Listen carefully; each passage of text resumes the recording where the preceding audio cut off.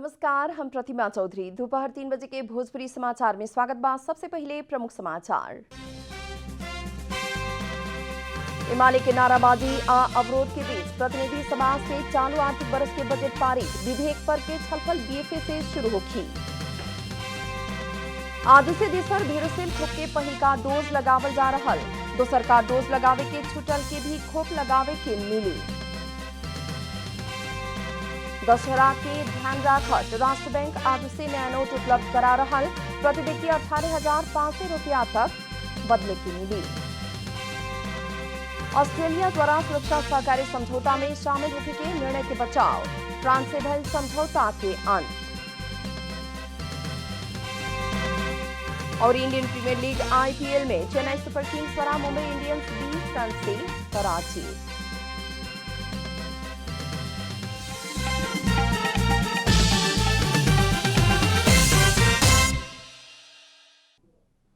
आप पूरा समाचार।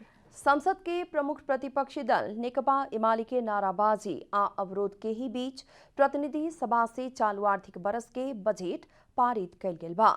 आज के बैठक से प्रतिनिधि सभा में सरकार से पेश कइल गेल बजट अध्यादेश प्रतिस्थापन विधेयक अंतर्गत विनियोजन विधेयक पारित कइल गेल है।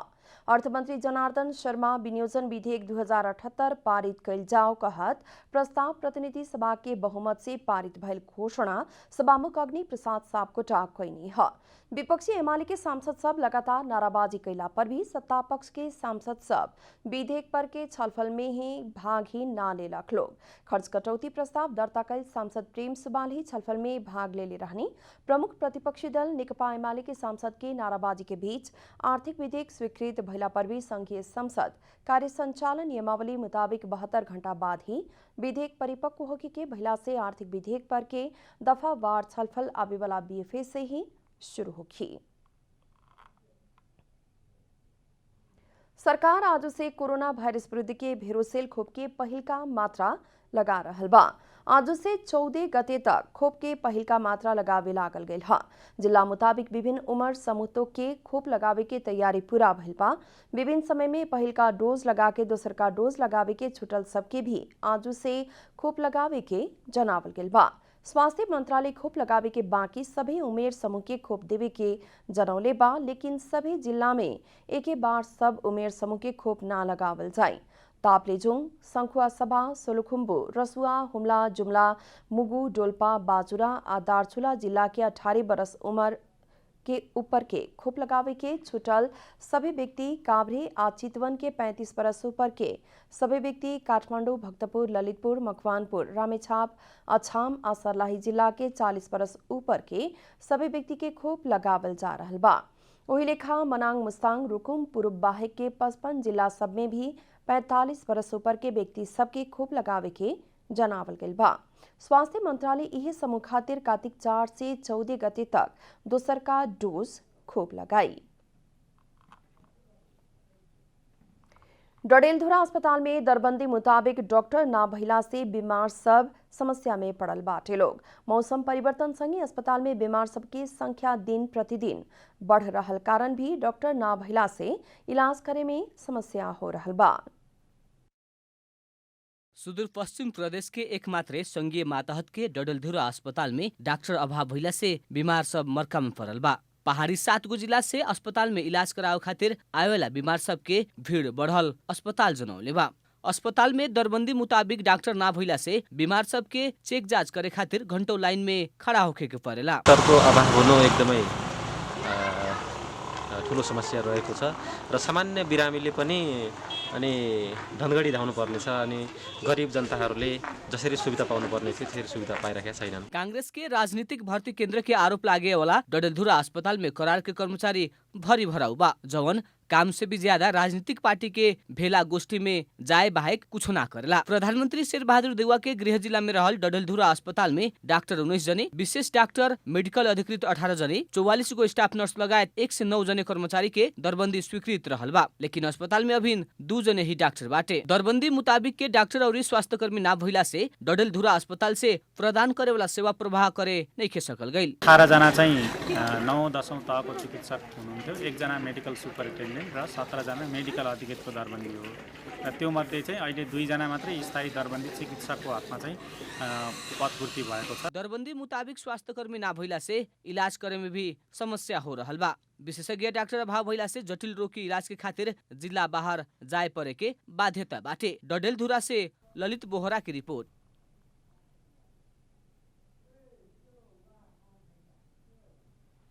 भोजपुरी समाचार में आप छोड़ विश्राम।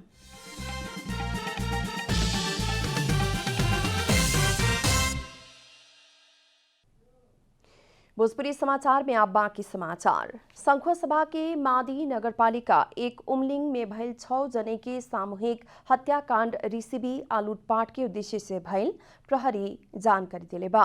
आज संखुआ सभा में प्रहरी पत्रकार सम्मेलन करके घटना में 5 जने शामिल भइल कहत उ सबके सार्वजनिक कैलक ह।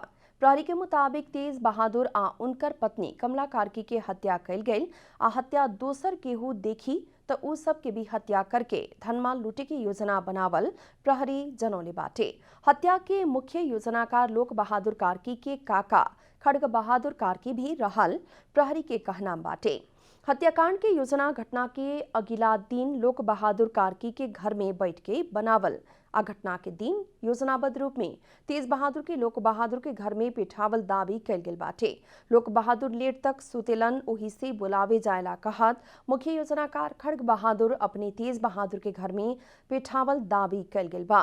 लोक बहादुर के घर में पुके बुलावते ही तेज बहादुर लौट रहल समय शुरू में लोक बहादुर से तेज बहादुर पर आक्रमण कैल गेल प्रहरी के कहना बाटे। रूपंदेही के बुटवल ज्योति नगर के भूस्खलन पीड़ित बुटवल उपमहानगर के मेयर शिवराज सुवेदी पर हाथ पात कैल गेल बा। बीतल भादो 13 आ 14 गते भारी बरखा संगी आयल भूस्खलन से ज्योति नगर के 10 को घर दबाइल रहे त 50 से भी बेसी घर उच्च जोखिम में पड़ल रहे। आज भूस्खलन प्रभावित क्षेत्र के निरीक्षण करे गए मेयर सुवेदी ऊपर भूस्खलन पीड़ित सब मुक्का प्रहार करत हाथ पात कैलक ह, लेकिन प्रहरी आ नगर प्रहरी मेयर के बचौले रहे। भूस्खलन से विस्थापित भइल लंबा समय तक भी अपना सबके कौनो उचित व्यवस्थापन ना कैल कहत आक्रोशित होके हाथ पात कैल स्थानीय सबके कहना बाटे। भूस्खलन से बुटवल के गोलपाट से लक्ष्मी नगर जाए वाला सड़क में क्षति पुगौला के साथ ही वहां रहल बिजली के पोल भी दहवले रहे। 2056 साल में भी लक्ष्मी नगर आ ज्योति नगर में भूस्खलन गिरला से 50 से बेसी घर विस्थापित भइल रहे। अब आर्थिक समाचार।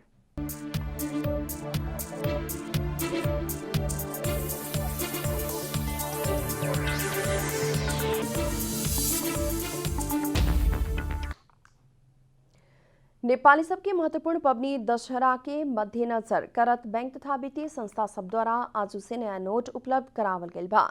दशहरा में नया नोट के विशेष महत्व रहल कारण नोट वितरण के व्यवस्था मिलावल गइल नेपाल राष्ट्र बैंक जनौले बाटे।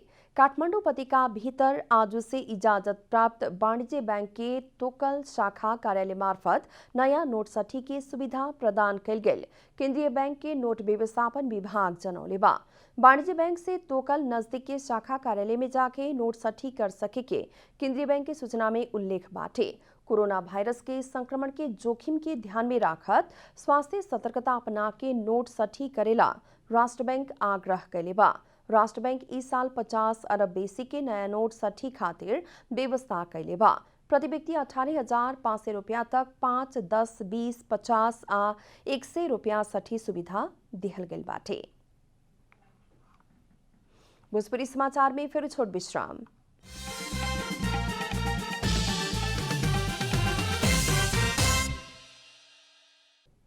भोजपुरी समाचार में अब अंतर्राष्ट्रीय समाचार। ऑस्ट्रेलिया फ्रांस संगे सबमरीन किने के संबंध में भइल अरबों डॉलर के ठेका समझौता अंत कैले बा। ऑस्ट्रेलिया ओकस नाम के सुरक्षा सहकारी समझौता में शामिल होखे वाला आ निर्णय के बचाव कैले बा। अमेरिका, बेलायत, अस्ट्रेलिया बीच सुरक्षा साझेदारी सम्बन्धी सम्झौता ओकस भइलासँगै फ्रान्स रुष्ट बाटे। फ्रान्स अपनासँगै ठेक्का सम्झौता भइल अवस्थामा ठक्के सुरक्षा सम्झौता कैल बतौले बा फ्रान्स विचार विमर्श खातिर कहत अस्ट्रेलिया आ अमेरिका में रहल आपन राजदूत के भी फिरता बुलौले बाटे। अस्ट्रेलिया के प्रधानमंत्री स्कॉट मॉरिसन फ्रांस के आरोप अस्वीकार करत ओकस संगे ठेक्का समझौता अंत होखे के जानकारी फ्रांस के करौले बा। फ्रांस ओकस से सहयोगी देश सब बीच गंभीर संकट उत्पन्न भइल बतौले बाटे। आप खेलकूद समाचार।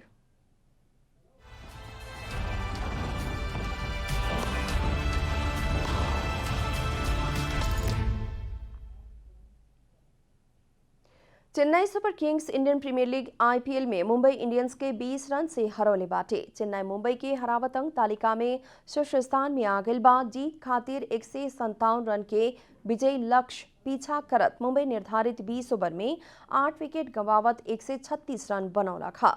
इससे पहले दुबई में टॉस जीत के पहले बैटिंग कैल चेन्नई निर्धारित 20 ओवर में 6 विकेट के नुकसानी में 156 रन बनौले रहे। मुंबई अब बीएफए के कोलकाता नाइट राइडर्स के साथ खेली। चेन्नई शुक्रवार के रॉयल चैलेंजर्स बैंगलोर के साथ खेली। कोरोना महामारी के कारण बीतल वैशाख में स्थगित भइल आईपीएल 2021 के बाकी खेल सब काल्हू से शुरू भइल हा। अंत में प्रमुख समाचार फिर एक बेर। हिमालय के नाराबाजी आ अवरोध के बीच प्रतिनिधि सभा से चालू आर्थिक वर्ष के बजट पारित। विधेयक पर के छलफल बीएफए से शुरू होगी। आदू से देश भर भेरोसेल खोप के पहिलका डोज लगावल जा रहल। दोसर का डोज लगावे के छुटल के भी खोप लगावे की मिली। दशहरा के मद्देनजर करत राष्ट्र बैंक आदू से नया नोट उपलब्ध करा रहल। प्रति व्यक्ति 18,500 रुपया तक साठ की मिली। ऑस्ट्रेलिया द्वारा सुरक्षा सहकारी समझौता में शामिल होने के निर्णय के बचाव। फ्रांस से भइल समझौता के अंत। और इंडियन प्रीमियर लीग आईपीएल में चेन्नई सुपर किंग्स द्वारा मुंबई इंडियंस 20 रन से पराजित।